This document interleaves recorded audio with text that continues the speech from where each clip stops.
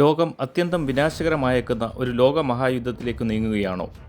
കഴിഞ്ഞ ദിവസം Ukraine army tactical missile system ഉപയോഗിച്ച് റഷ്യയെ ആക്രമിച്ചിരുന്നു. 5 മിസൈലുകൾ റഷ്യ വെടിവെച്ചിട്ടുവെങ്കിലും ഒരു മിസൈൽ റഷ്യയ്ക്കുള്ളിൽ പതിച്ചിരുന്നു. ഇപ്പോൾ റഷ്യ ആരോപിക്കുന്നത് അമേരിക്കയ്ക്ക് മാത്രമേ അറ്റാക്സ് മിസൈലുകൾ ഉപയോഗിച്ച് ആക്രമിക്കാനാവൂ എന്നാണ്. അമേരിക്കൻ ഓഫീസേഴ്സിൻ്റെ സഹായമില്ലാതെ യുക്രൈന് ഒറ്റയ്ക്ക് മിസൈൽ ആക്രമണം നടത്താനാകില്ലെന്ന് റഷ്യൻ മിലിറ്ററി പൊളിറ്റിക്കൽ അനാലിസിസ് തലവൻ അലക്സാണ്ടർ മിക്കിലോവ് പറഞ്ഞു.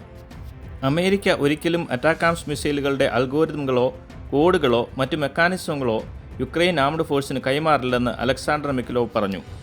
അമേരിക്കയുടെ പഴയ മറൈൻ ഇൻ്റലിജൻസ് ഓഫീസർ ആയ സ്കോട്ട് റിറ്റർ റഷ്യൻ ആരോപണങ്ങളെ ശരിവച്ചിട്ടുണ്ട്. അമേരിക്കയ്ക്കൊഴികെ അറ്റാക്സ് ആർക്കും ഓപ്പറേറ്റ് ചെയ്യാൻ കഴിയില്ലെന്ന് സ്കോട്ട് റിറ്റർ പറഞ്ഞു. ഈ മിസൈൽ ആക്രമണത്തോടെ റഷ്യ ആണവ പോളിസിയിൽ മാറ്റം വരുത്തുകയും തങ്ങൾ ആണവ യുദ്ധത്തിന് തയ്യാറായതായും പറഞ്ഞു. റഷ്യ ആണവ പോർമുന വഹിക്കാവുന്ന ഇൻ്റർ കോണ്ടിനെൻ്റൽ ബാലിസ്റ്റിക് മിസൈൽ ഉപയോഗിച്ച് തങ്ങളെ ആക്രമിച്ചതായി യുക്രൈൻ പറഞ്ഞു.